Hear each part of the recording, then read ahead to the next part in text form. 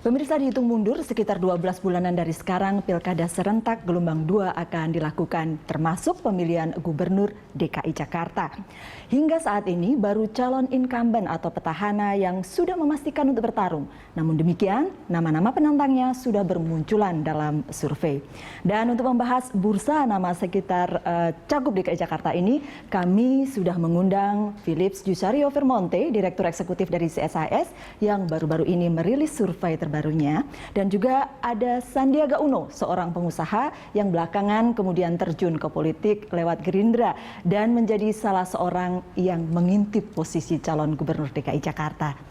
Di sebelah kiri saya seperti biasa hadir pula pemimpin redaksi Berita 1 News Channel Don Bosco Selamun dan wartawan senior Kompas Budiarto Sambasi. Bapak-bapak, selamat datang di The Headlines, dan sebelum kita mulai diskusi, mari kita simak berita berikut ini. Sejak mundur dari Partai Gerindra akibat ketidaksetujuannya atas pilkada tidak langsung, Basuki Cahayapurnama praktis tidak berpartai lagi. Itulah mengapa Ahok berancang-ancang maju lewat jalur perseorangan dalam pemilihan gubernur dan wakil gubernur Jakarta tahun mendatang. Sukarelawan yang tergabung dalam Teman Ahok giat mengumpulkan kartu tanda penduduk untuk memenuhi syarat maju Pilgub DKI Jakarta. Langkah Ahok ini seturut dengan opini publik Jakarta. Menurut survei CSIS, mayoritas warga DKI Jakarta hampir 55% merekomendasikan calon gubernur maju lewat jalur perseorangan. Setahun menuju Pilgub, Ahok paling ngetop di mata publik Jakarta minus Kabupaten Kepulauan Seribu. Popularitasnya mencapai 94%. Gubernur DKI yang melanjutkan masa kerja Joko Widodo ini hanya bisa disaingi Tantowi Yahya, Ridwan Kamil, Abraham Lunggana alias Haji Lulung, Hidayat Nur Wahid, dan Tri Risma hari ini. Elektabilitas atau tingkat keterpilihannya juga tertinggi di antara tokoh yang masuk bursa Cagup DKI Jakarta. Mayoritas responden, 43%-an memilih Ahok. Pesaing beratnya Ridwan Kamil, Wali Kota Bandung, mendulang 17,25%. Sementara Tri Risma hari ini hanya 8%. Namun dari tingkat kesukaan, warga DKI Jakarta justru kepincut dengan Tri Risma hari ini yang kembali terpilih menjadi Wali Kota Surabaya dalam pemilihan Desember tahun lalu.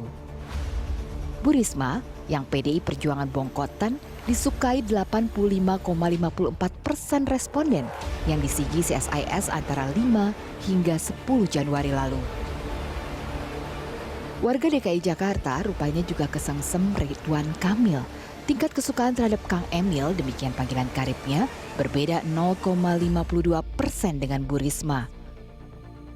Dari parameter tingkat kesukaan, Ahok hanya disukai 71,39% responden. Pilgub DKI Jakarta masih setahun mendatang. Persepsi dan opini publik mungkin saja berubah. Terlebih politik seringkali tak bisa ditebak dan kerap berujung dengan hasil yang mengejutkan. Ya, pemilu kada gelombang 2 begitu Bang Don. Februari 2017 sebenarnya masih hampir setahun lagi. Setahun lebih lagi sedikit. Ya sedikit sih. Ya kita boleh berhitung itu setahun lah. Tapi DKI Jakarta memang mencuri perhatian. Dan itu akan terus begitu kalau melihat dari kacamata media? Iya, pasti mencuri perhatian, terutama karena di sini kan media besar banyak, lalu kemudian televisi yang besar-besar juga banyak, lalu kemudian apa saja yang terjadi di Jakarta ini juga pasti dipotret oleh media, apalagi kalau figurnya orang seperti Ahok. Kira-kira begitu. Jadi ini akan terus-menerus, lalu kemudian karena Ahok menjadi newsmaker, orang-orang yang ada di sekitar bersaing dengan Ahok termasuk Mas Sandiaga Uno ini juga akan menjadi perhatian. Jadi saya kira ini akan sangat menarik, terutama apalagi Ahok kalau benar maju melalui independen, ini juga sesuatu karena mungkin orang merasa partai itu bisa menggandoli kepentingan bermacam-macam lalu lewat independen. Orang juga belajar, mungkin Jokowi juga untuk beberapa bagian partai itu justru lebih, partai pendukungnya justru lebih jadi oposan daripada partai-partai lain malah. Hal-hal seperti ini mungkin jadi beban bagi orang ini, maka orang dari calon independen ini juga baru menarik. Karena Jakarta dan karena independen. Karena calonnya. Betul begitu? Dari survei yang kemarin baru saja gitu. Mas Philip? Ya, saya kira betul ya. Memang sebetulnya ada dua fenomena ya. Yang pertama, fenomena orang kecewa terhadap partai politik. Dan ini yang mengidap paling banyak ini memang PDIP. Jadi dulu waktu Pak Jokowi mau calon jadi presiden kan juga begitu. Karena public pressure yang demikian kuat, akhirnya PDIP mencalonkan Pak Jokowi untuk presiden. Nah, kali ini juga sepertinya demikian ya. Kalau kita lihat orang-orang kecewa dan mendorong orang-orang lebih suka kalau mencalonkan diri lewat independen, itu saya kira salah satu indikator. Fenomena kedua adalah memang seperti yang Pak Don Bosco tadi bilang, ada fenomena baru kalau calon maju secara independen, pertanyaannya kan nanti dukungan politiknya datang dari mana kalau terpilih, karena dia harus berhadapan dengan DPRD, kan ini bukan cuma soal pemilihan, tapi soal governing kalau kepilih gitu. Dan ini yang menarik gitu, yang fenomena yang hari ini terjadi. Dan saya kira modal utama seorang calon independen itu adalah trust dari masyarakat. Karena kemungkinan dukungan politik dia tidak dapat, karena akan menjadi seperti yang sudah dijalani Pak Ahok 2 tahun terakhir, tapi dia menggantungkan diri pada support publik. Seperti kita lihat banyak insiden gitu ya dalam tanda kutip antara Ahok dengan DPRD. Menarik juga saya kira adalah mungkin ini konsekuensi dari otonomi daerah. Sekarang orang mencari dan punya kesempatan untuk memilih tokoh yang otentik. Dulu Pak Jokowi itu kan sepertinya otentik karena dia belusukan dan lain-lain, tiba-tiba media jatuh cinta, masyarakat jatuh cinta, kok bisa dia komunikasi langsung dengan masyarakat. Tahu-tahu ada tokoh seperti Ahok yang bicaranya keras, tanpa malu-malu, atau publik suka juga gitu. Itu nah, makanya elektabilitas dan popularitasnya sangat tinggi dibandingkan calon-calon dari partai. Misalnya bakal calon seperti Pak Sandiaga Uno. Betul. Bagaimana tuh Pak Sandiaga Uno? Tapi kalau begitu agak berat tampaknya. Buat Gerindra sendiri sudah ada pembahasan tentang itu? Kalau Gerindra sebagai Wakil Ketua Dewan Pembina juga soalnya ini kan? Gerindra baru memulai proses penjaringan. Kemarin itu kami diundang, 8 dari bakal calon itu diundang. 8 nama itu keluar dari yang disebut Pak Taufik sebagai rapat 750. Jadi ada 750 kader yang diundang pada akhir Desember lalu dengan pola pemilihan terbuka mengajukan 8 nama. 8 nama itu yang dijaring dan diundang kemarin pada acara rapat pertama penjaringan. Kalau lihat dari popularitas seperti surveinya CSIS ini, Pak Sandiaga Uno ini ada di 20,75%, itu di atas 10. Ketinggian itu. Jangan-jangan cuma 7. Kalau yakin bakal calon mestinya Pak Sandiaga Uno harus yakin dong ya popularitas. Ini agak berat buat ini Mas Bas, melihatnya seperti apa?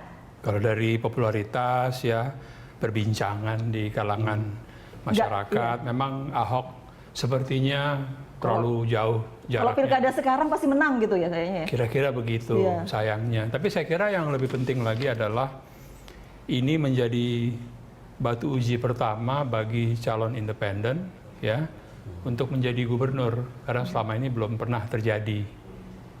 Yang pertama ini saya kira ya, kansnya juga cukup besar. Masih 1 tahun lagi loh, Mas Bas, yakin akan tetap jadi calon independen? Nah, itu yang menarik sebetulnya. Saya kira apapun yang terjadi, Ahok kini memiliki modal untuk posisi tawar yang tinggi. Paling kurang sejajar dengan partai-partai politik yang ingin meminang dia. Jadi karena, dia tidak dalam posisi didikte. Karena di Gerindra ada 8 calon begitu kan, sudah. Kemudian Gerindra sama PKS mungkin ya kemungkinan yang akan bergabung. Kemudian PDI Perjuangan itu yang kalau sendirian pun bisa mengajukan calon, sampai sekarang masih diam-diam saja. Tapi menarik bagi saya angka ini. Angka ini tidak menjamin kalau masih 1 tahun dengan 42% elektabilitas ya. Tidak menjamin. Besok lusa bisa ada pergerakan-pergerakan yang menurut saya bisa membuat itu berubah. Saya tidak bisa bayangkan misalnya pada satu saat orang seperti Risma bergandengan dengan Ridwan Kamil misalnya. Walaupun itu posibilitasnya kecil. Tapi kalau dua jagoan ini bisa bersatu, ini kan akan menarik, bisa berubah. Karena pada akhirnya pertarungan di DKI itu adalah pertarungan memilih orang yang punya track record. Jadi misalnya Ahok itu punya track record, Risma Rini juga punya track record, Ridwan Kamil Ridwan Kamil juga punya. Jadi ini perseteruan itu. Mas Sandiaga Uno karena belum pernah jadi gubernur, jadi tidak bisa kita lihat. Kan gitu aja ceritanya. Track record. Ya, mungkin sebelum ke situ memang kalau popularitas itu, kalau 20% itu artinya sebetulnya dia punya ruang yang besar untuk menambah popularitas. Kalau yang 94% itu dia udah nggak bisa tambah lagi. Nggak bisa tambah lagi. Gitu Udah ya. susah, justru dia sudah mentok di situ. Nah, ini kan peluangnya. Nah, soal apa namanya, soal yang lain-lain saya kira terkait pencalonan oleh partai. Mungkin saya kira tidak menutup kemungkinan juga pada akhirnya Pak Ahok jalurnya lewat partai juga gitu. Tapi seperti Mas Bas tadi bilang, bargain dia lebih kuat, dan yang paling penting adalah sekarang partai politik menyadari realita. Ini era pilkada langsung, yang punya power suara itu masyarakat. Mereka mau nggak mau harus mencari calon yang kira-kira akan mendapatkan dukungan yang paling banyak dari masyarakat. Mencari calon yang kemungkinan akan mendapatkan dukungan paling banyak. Itu yang kemudian sedang dicari Gerindra sekarang. Betul, dan dari 8 nama penjaringan itu kemarin kami diberi semacam kontrak gitu, bahwa kita harus kita boleh tahu apa isi kontraknya itu. Kontraknya terbuka, dan waktu kita diberitahu itu bersama-sama juga dengan pers, dan itu rapat terbuka. Jadi kita dalam 6 bulan ke depan diminta untuk turun sosialisasi ke masyarakat, menangkap aspirasi, dan juga menawarkan solusi dan ide gagasan. Ada beberapa revolusi yang ditawarkan, revolusi putih misalnya adalah pembagian susu, itu platform daripada Partai Gerindra. Revolusi merah, donor darah, acara-acara donor darah, itu kita dianjurkan untuk masuk di kanal revolusi merah. Revolusi hijau, nanam pohon, dan bagaimana caranya kita lebih green dan sustainable ke depan. Jadi kita diberi koridornya, dan saya rasa ini bukti daripada Gerindra sudah masuk ke dalam era partai modern. Pak Sandiaga Uno bisa nggak yakin begitu bisa menawarkan sesuatu yang lebih baik? Saya waktu membangun usaha itu juga nggak yakin diri saya sendiri. Tapi waktu itu nggak ada kesempatan lain. Kita harus berjuang waktu tahun 97. Sekarang saya masuk di jalur politik karena untuk mengabdi. Pak Prabowo bilang sama saya, Sandi udah deh cukup kamu jadi pengusaha. Apa sih yang belum dikerjain jadi pengusaha? Sekarang waktunya mengabdi. Saya rasa dalam jalur pengabdian ini kita juga harus optimis. Dan angka-angka itu adalah angka yang dinamis menurut saya. Saya mulai karyawan saya hanya 3, bisa membangun usaha. Alhamdulillah sekarang grup kami memperkerjakan 30.000 orang. Kami akan kembali untuk Anda sesaat lagi.